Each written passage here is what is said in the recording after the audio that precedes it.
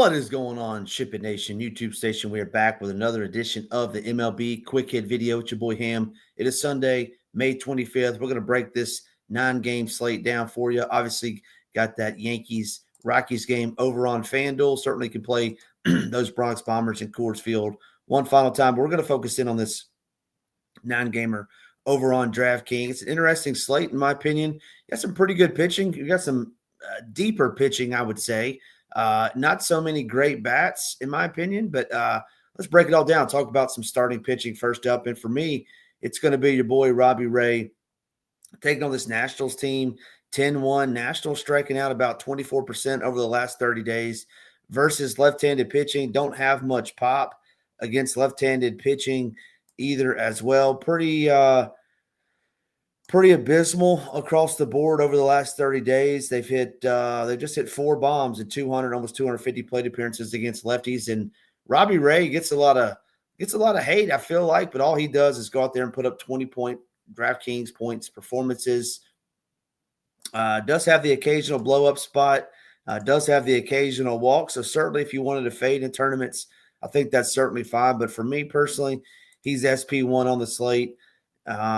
Just looking at some of the numbers, you have 5 straight 22 point plus performances. Robbie Ray, SP1 on the slate for me today. Number 2 on the slate would be Sonny Gray. What else? Shout out Nashville, back-to-back Nashville boys on the slate. Sonny Gray was absolutely dynamite in his last start out.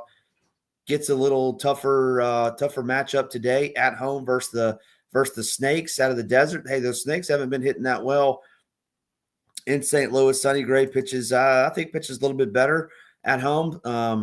So, yeah, give me Sonny Gray coming off that 10K performance. Should pitch around 90 pitches today. Sonny Gray would be SP2 on the slate for me today. Number 3 would be the Bassett Hound, Chris Bassett, going down to this AAA park to take on this Rays team who were dynamite against right-handed pitching in the early going.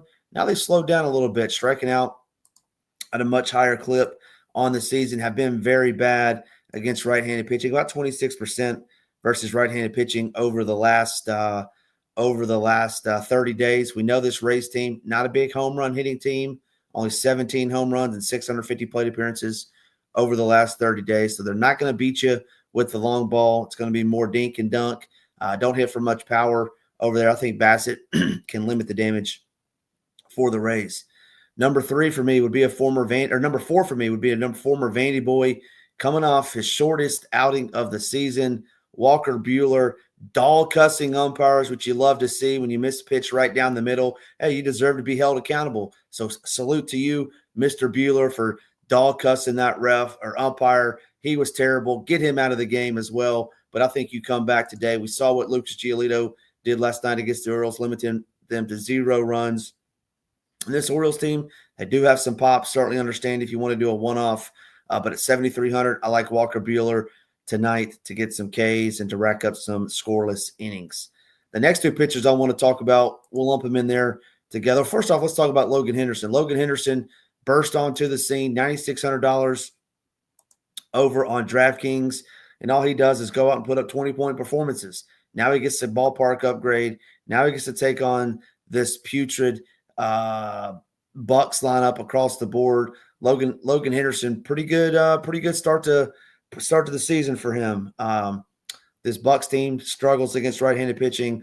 Logan Henderson, I want to wait and see where his ownership comes in today, kind of see what he does from an ownership standpoint. But great matchup, great ballpark. Let's see where his ownership comes in. Logan Henderson. Next 2 would be the Southpaws I want to talk about. And it feels kind of gross saying this, but Patrick Corbin. We're mentioning Patrick Corbin on this show. We're mentioning Bailey Falter on this show. I guess so. 2 lefties, 2 guys that you might want to fit in.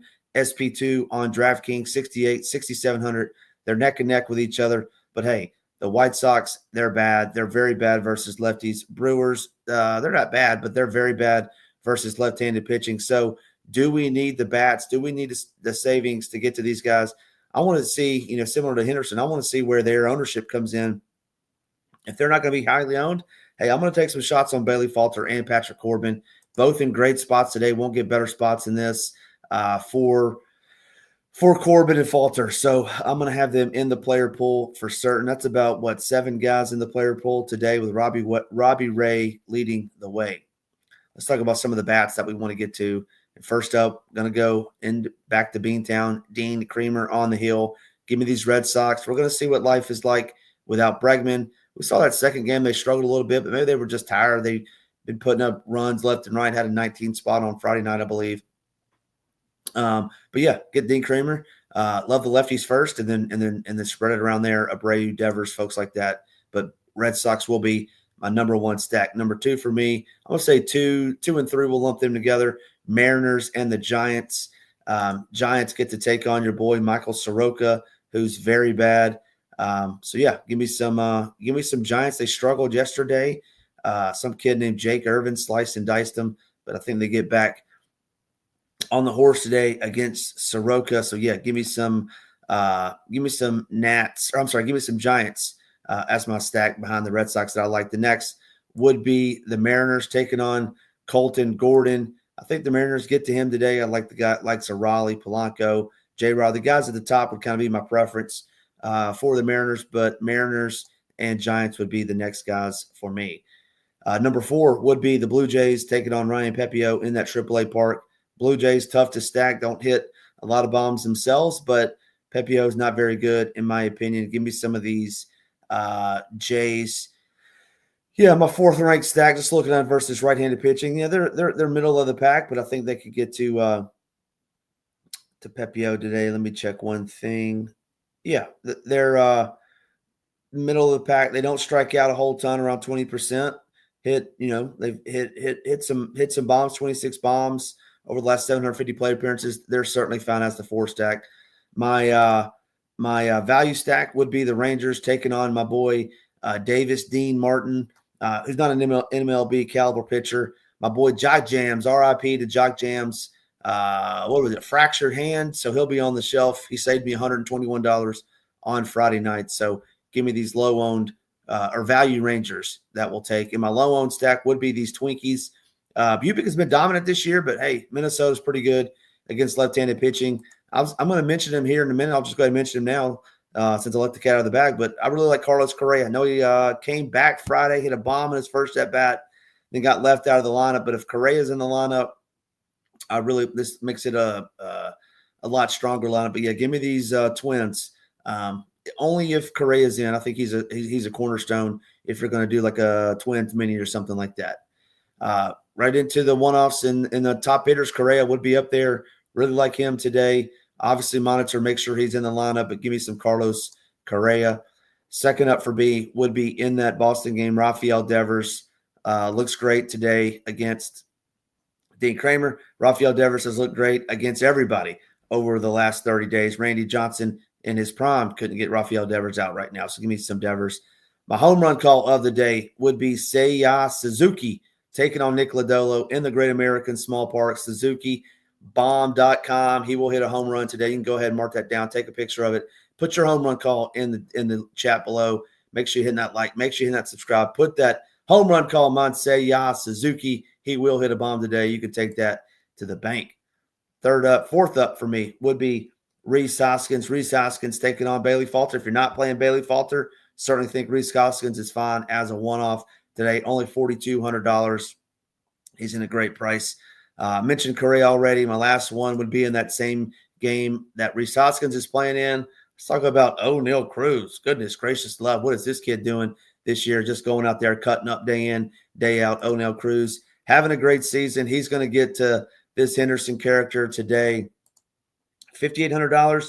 You're going to have to pay for him, but hey, he's hitting bombs. He's stealing bases. He's getting ribs. Needs to hit for a little bit better average if you're into that kind of stuff, but I like some O'Neal Cruz today. That'll do it for me, your boy Ham, over here at SHIPIT Nation. Make sure you're following us. Make sure you're hitting that like. Make sure you're hitting that subscribe button. Big shout out to everybody that said something about DJ. I know we've been talking about it all week. We got the F cancer counter coming out. Can't wait to unveil that with everybody. But thanks for everybody that's left comments. It means the world to us. And people that have known DJ, really touching our lives. That'll do it for me, your boy Ham. We'll see you. We'll see you next week, next Sunday, same time, same place As always, let's ship it.